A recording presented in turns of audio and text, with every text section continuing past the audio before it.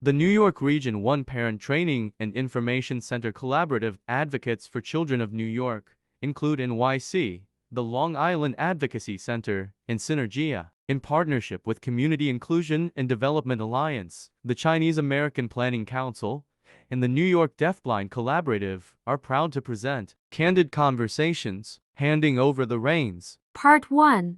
Hopes and Dreams. What are your hopes and dreams for your child's future? That is hard because one thing is what we as parents want, and the other thing is that what they want, and the third is like what they're able to do.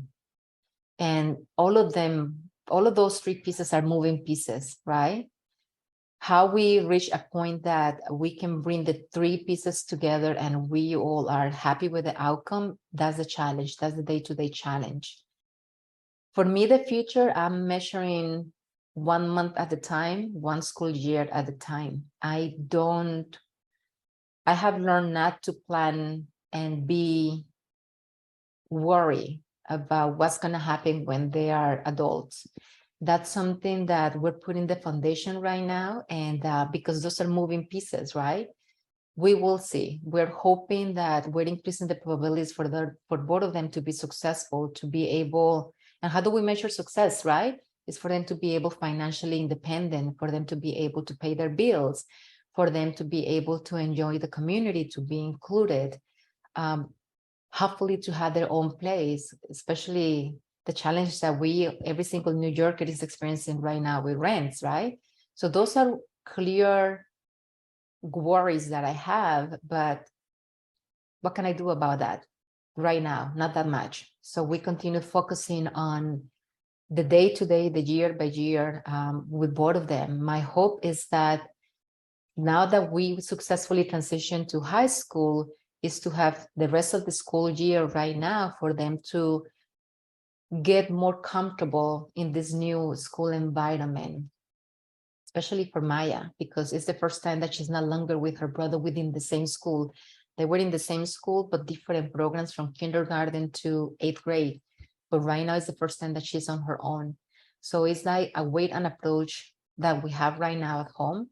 She wants to go to college. She wants to do so many things, but every single time that we're going back to the IEP, we are seeing that there's certain areas that she's just not ready, not yet. And that's mean that we need to work more with her, especially in the social emotional component.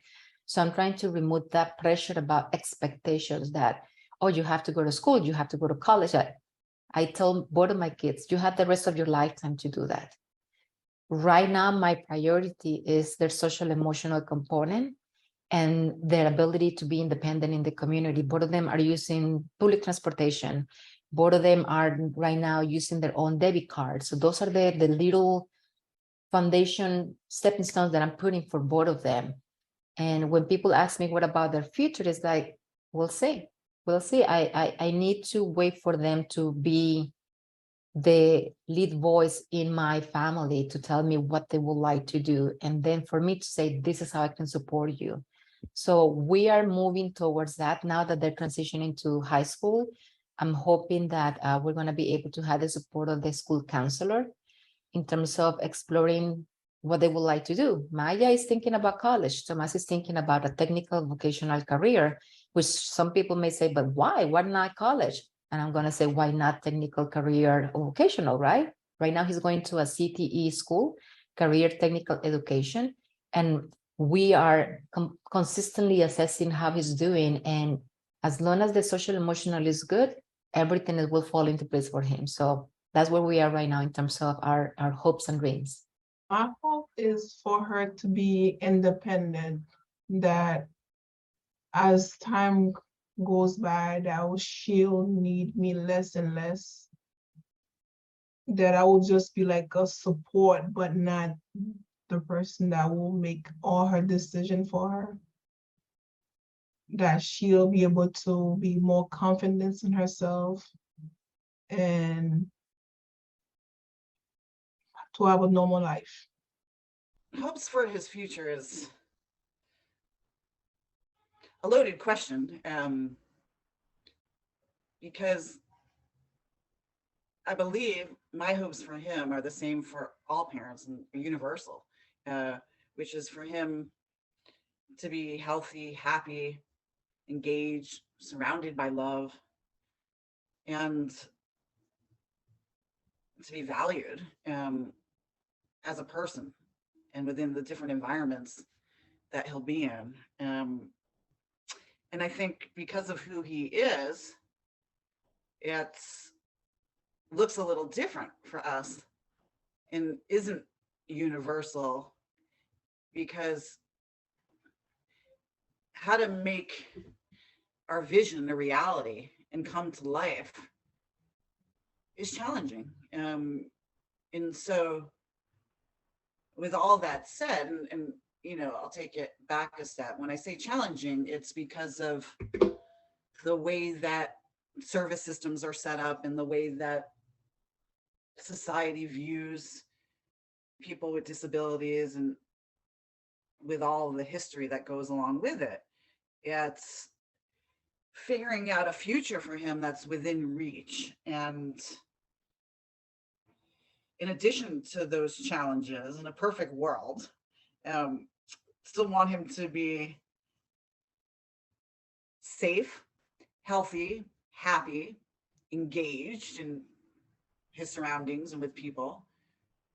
Also want him to have a life of his own that is separate from me and his other parent, and from the home that he grew up in, and to create a life outside of that, and one that he can like. You know, it's not only him being happy, it's him feeling good about where he is and what he's doing and who he's with. I'd like to be happy and healthy, and to gain our independence, to overcome obstacles in life. And I wish for her to live a purposeful life. What are your concerns about transition for your child?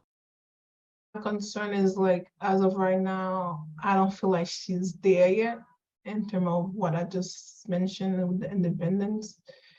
For the simple fact, like, I am making all the decisions for her right now. I am doing everything for her. And so I feel like she's not there yet. And because she suffer and anxiety also. So I think, like, every time we talk about the future, she panic. So I guess one of the things is, like, I want her to be more comfortable in her skin, that about time, maybe like a year from now, like, she would not panic just because she's going away to college or whatever, because this is, we're trying to start the college process, and just mentioning college to her have her in a anxiety fit. So I guess that would be something, it would be less of, that would be good for her and for me. I think that the biggest concern that I have with both of them is how we parents are not heavily involved or part of the conversation when the kids are going to community schools in an inclusive program. It's not the same when they were in elementary school or middle school. Right now, there is more, they need to be the one in charge of this. So that's my concern. My concern now, especially with two different schools, is that I am missing something, that maybe I'm dropping the ball, that I might not be paying attention, that these are conversations that already happen with them without me, and how I'm going to address that, right? I don't know. This is new for me. This whole high school is new for me, and for the kids to go to big high schools where there is a completely different approach that has not been clearly explained, at least to parents, right? It is difficult. It is difficult just to trust the process. But at the end of the day, I see this as an opportunity for me to see where the kids are in their advocacy skills. Like, what I mean is, like, right now they're on 8th grade. So this is going to be, no, 9th grade. Yeah. So, yeah. So you see, this is the confusion. And just to be able that allow them the space to demonstrate where they are. And the support that I've been receiving is that I've been clear and articulating this to the school, both schools, letting them know about my fears about this is new for us. And I know that you guys are trying to bring them more for them to be in charge of those conversations. So the support that I'm asking for both schools is to let me know when do I need to step in and support both of the kids. So for example, I invite both of my kids to come to their IEPs. They have to be there. It's not negotiable. But it's hard, especially for Maya. She just refuses to go to her IEP. So we are being thinking out of the box how to involve her in that conversation. So last year, she was able to tell me, I don't want to be there. And she was able to tell me why not. And she wrote what she wanted to be her voice at the IEP.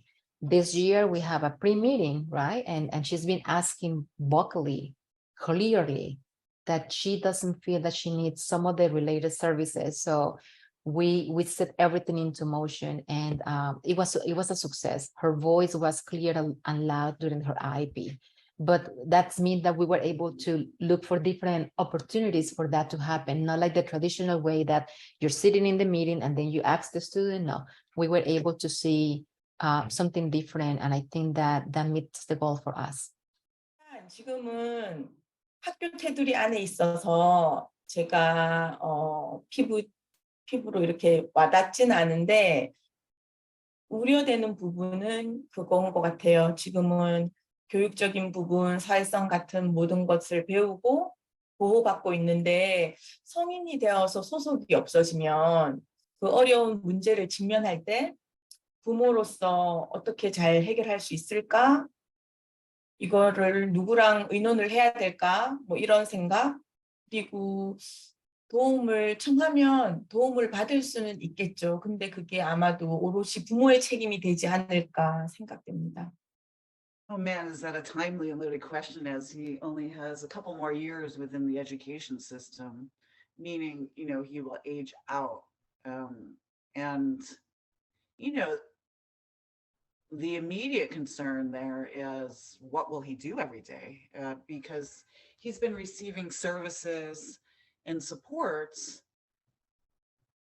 officially since he's been less than a year old. And to not have a place to go to every day, you know, he's at school Monday through Friday all day. And when that ends, we have to create a new schedule for him and kind of a new life. And so, you know, my concerns have different dimensions. So there is the concern on what that looks like, how to create it, how to support it, and most importantly, how to fund it. What exactly would be best for him? What does he want to do? How do we make that happen to the best of our ability while also, you know, paying the bills and working and meeting other responsibilities day to day in a city where it is not easy to do that. I mean, it's not easy anywhere, but sometimes I think New York is a very hard place to live. And how do we do that with putting our vision for him in place? And so it's very challenging. And I'm not sure there's supports in place from a structural perspective with systems as is. However, I do think there are kind of like there's soft skills to becoming employed.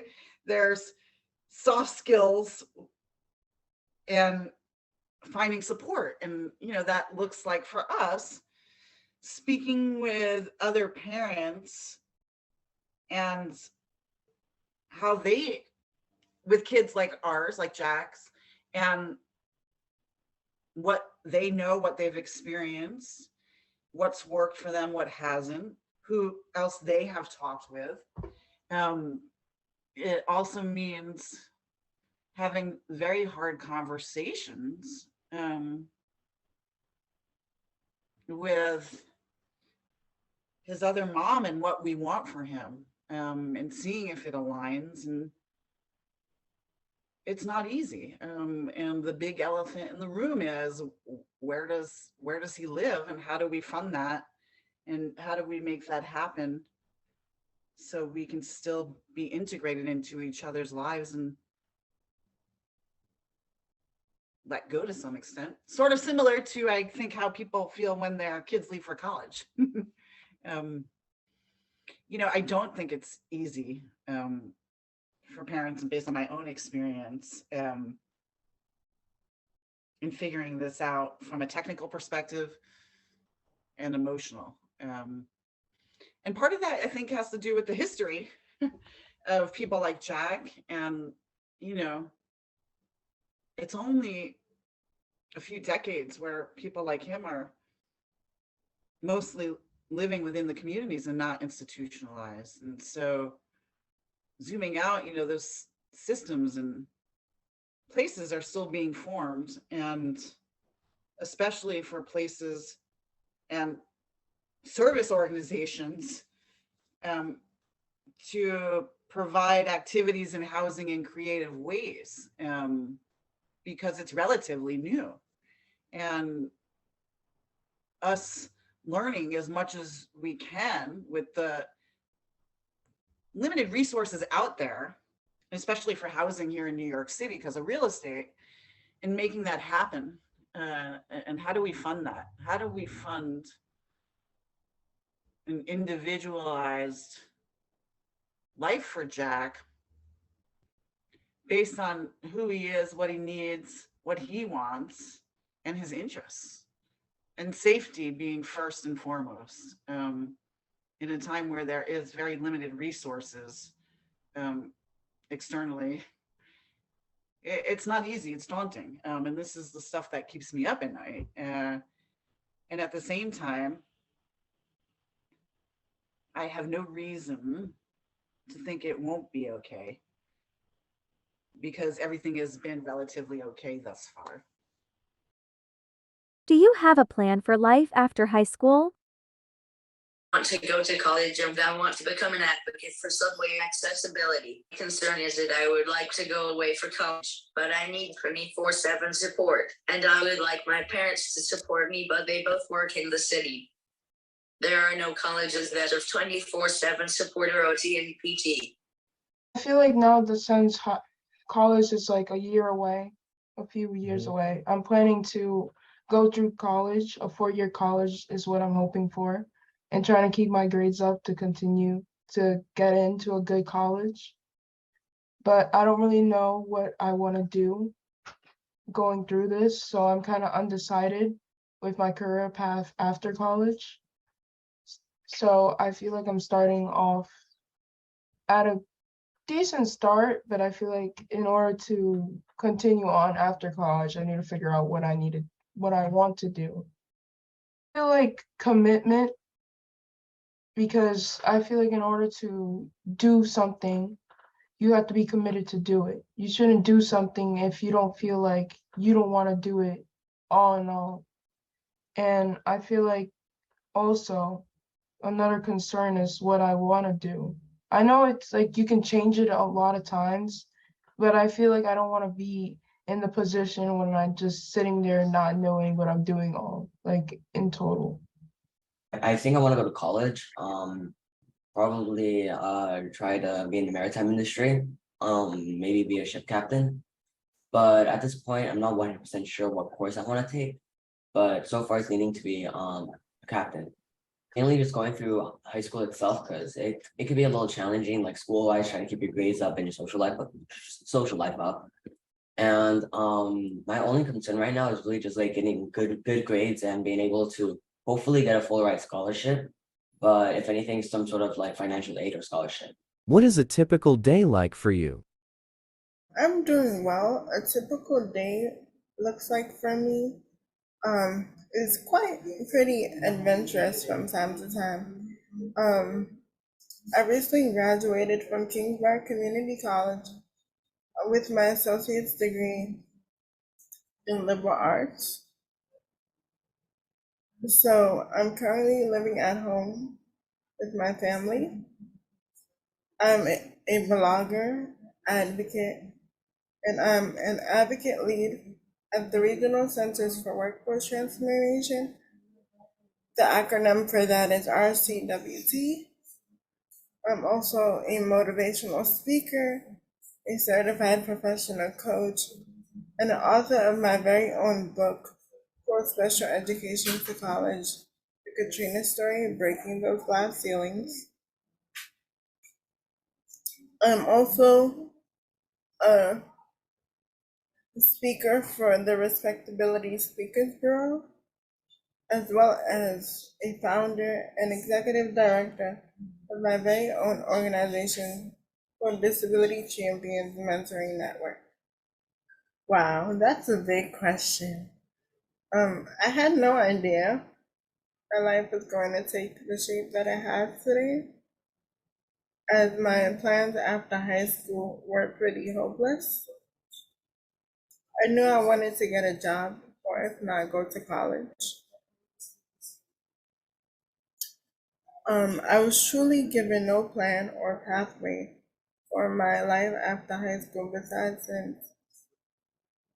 since I focused a lot on receiving proper services. As a result, many felt that was my focus, and also due to needing a lot of support physically and to get my services like physical and occupational therapy, that college is not possible because those services is not provided in college, especially having like a paraprofessional in high school who supported me throughout the day.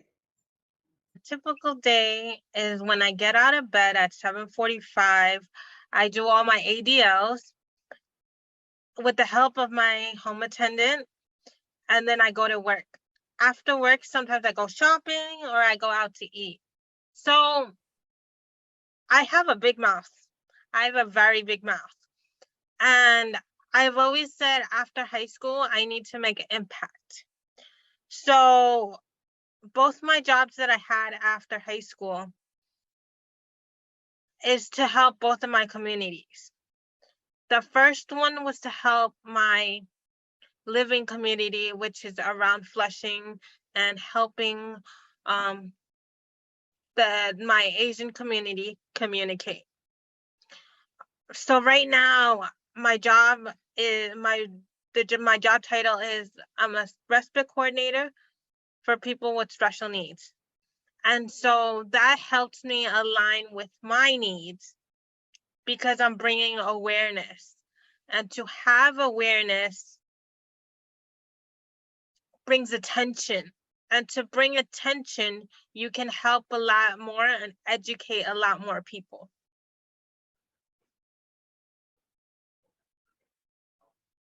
Yep. So I'm going to take a year off. I'm going to go to work. And then in 2025, I'm going to go to RIT.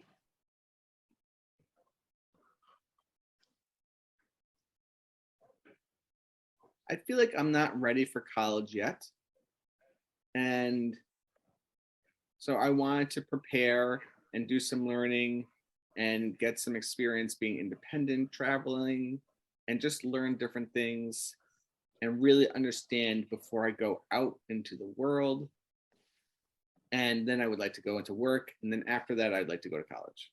Have questions? Need help? Please feel free to reach out to us. Advocates for Children of New York, 866-427-6033, include NYC, 212-677-4660, Long Island Advocacy Center, 516-248-2222, Sinergia, 212-643-2840, extension 602. Chinese American Planning Council CPC, 718-224-8197, Community Inclusion and Development Alliance CIDA, 358-8899, New York DeafBlind Collaborative, 718-997-4856. On behalf of the New York Region 1 Collaborative and our fellow partners, thank you for watching.